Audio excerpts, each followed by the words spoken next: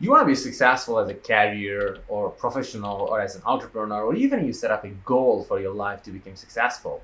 So you probably know you have to put a lot of effort, but it's not only just effort. The formula of becoming successful is the formula.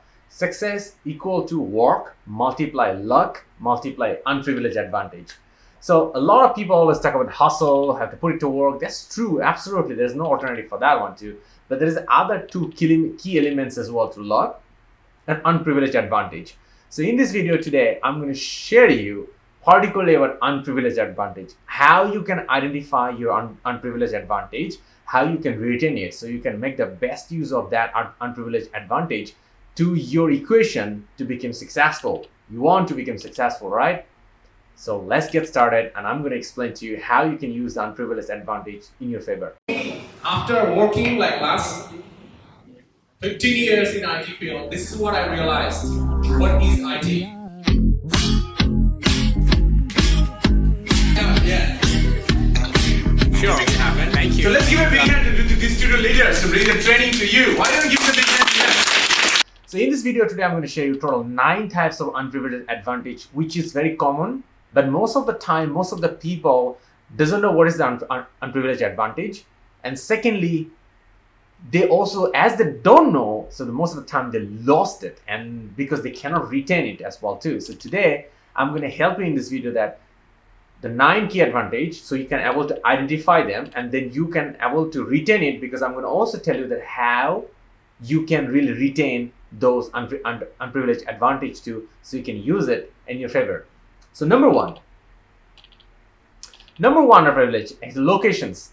Your locations really matter most. Whatever you're trying to achieve to become successful in that goal, location always matter. Let's say example, you were setting up a IT tech industry, but somehow you've been located in the Silicon Valley. It's great. Or let's say you are been in a South Asia where the startup industry is booming and you are in that location. So it's absolutely be a great position for you. So you can, if you are already in that location, or you can hear about some famous, a lot of big successful entrepreneur who actually moved to get into the right location. So you can think about moving to a right location as well too. Number 2, it's actually related to people. It's kind of a cliche, but I want to be really careful about that. So I'm going to give you a little bit of caveat about it so you don't really get it wrong. It's your partner, lover, or husband, or girlfriend, or some particular person who you have in your family. Because those person probably have some kind of special skill, or have some kind of special influence, or have some kind of special capital, or maybe they can take care of the finance of the family, or for you for a while, or they have some special skill set which can really help you, or they have a big mission which can be part of it. So this is also very much a big unprivileged advantage, because look at you, the partner you have, or the person you live with, or the lover you have in your life right now could be a great asset for you if the person can be that kind of special person who has such kind of skill set and mindset which you can share to you, and you can use it for your life success. The caveat is this one: I'm not telling you about using your partner or lover for your own favor. It's not about using it, but also actually understanding them, value their potential, truly value their contribution in your life, so you can share their contribution, and you can love them more, and you can never leave them alone from your life too. So that's what I meant, right?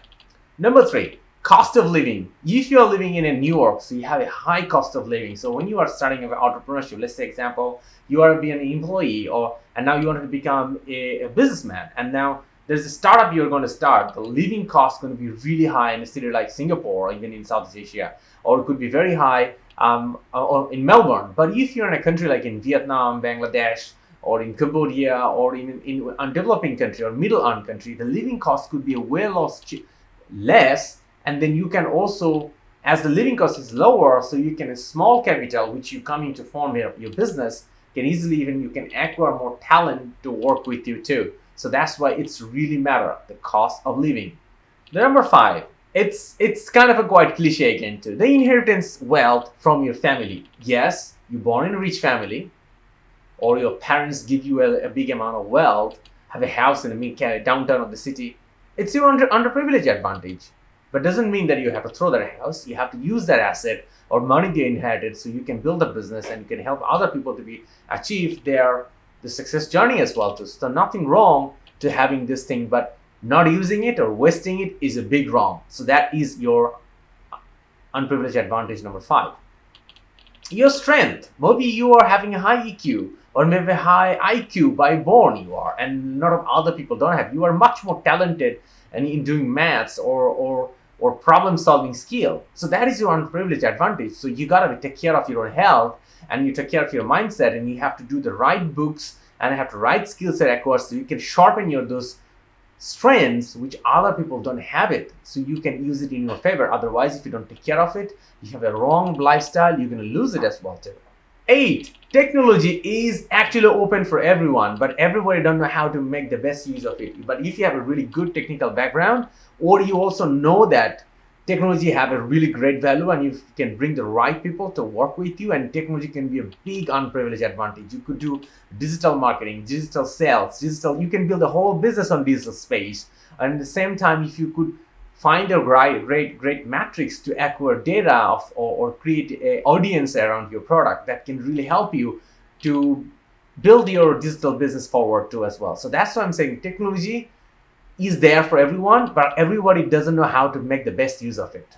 And a lot of people are just looking for paid technology, but finding the right freemium or free technology, using it in your own favor or leveraging those technology can be really big valuable too, and it could be turned into a big unprivileged advantage for your success.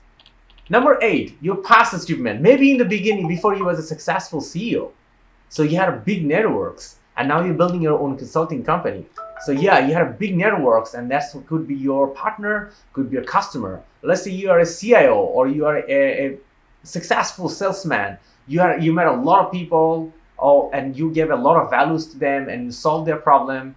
And that could be underprivileged advantage. You could be a successful corporate person and because you work for many corporates, so you had a lot of colleagues from different corporate, and now when you're opening up your own agency, they could become your unprivileged advantage, your network, because they could be a business partner, they could be an investor, they could be a client. Number 9 is your successful family member. Maybe your mom and dad was already a business owner and you born there, and now you could be one of the business person too.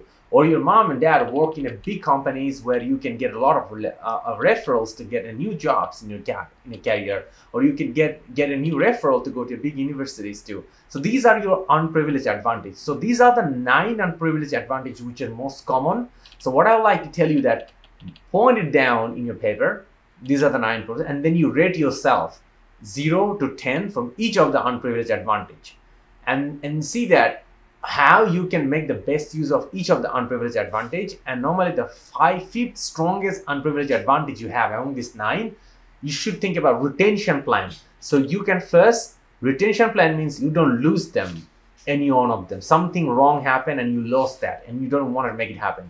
Think about retention plan first, and then the next step will be you will be thinking about how you can make the best use of it. Like an example, if you have inherited a lot of wealth, to make sure that you invested in the right stable investment so it doesn't go off. Let's say if you have a house, don't sell it and put the money in the bank account. Keep the house and put it on rent. So things is going on at the same time. Like an example, you have a technology background, so you keep using the technology, find the right way to store the data. Another example, you are a corporate person. Find out all the different contacts you have in different industries. Save everybody contacts, their phone number, the email address, make an Excel file, and you find a way to reach to them indirectly to keep them engaged with you so they don't forget about you. So like this, you have to think about retention plan for top 5, and then the next step will be you will design how you will convert them to use it to achieve your goal. Your goal could be building a startup or finding the next job, or you could be the next goal could be closing the next big deal, whatever. And these are the top 5 underprivileged advantages. You need to map it down how you can use this 5 to achieve that goal. And then you will see your equation of becoming successful, which is multiply work and multiply by luck, significantly increase, and you can go ahead of other people who are even trying to compete with you and make you successful. So that was my 9 unprivileged advantage and how you should be using this one. If you see any other particular advantage, you already find it out in unprivileged manner, go ahead and comment below on unprivileged advantage. I would love to listen from you, and I think a lot of other viewers will be learning too as well. If you have any question about unprivileged advantage, how to use this one, go ahead and comment below too. I'd love to answer your questions. And at the same time, I would love to hear your stories, how you use the unprivileged advantage for your favor and make yourself successfully achieve any goals. Go ahead and comment below your story. I'd love to hear your story, and we'll promote your story as well too. And that's it. Keep going on, keep your success journey and becoming successful. And I'm always here to share you my skill, mindset, and passion to share your success journey as an entrepreneur, as a corporate professional, or life success. All the best.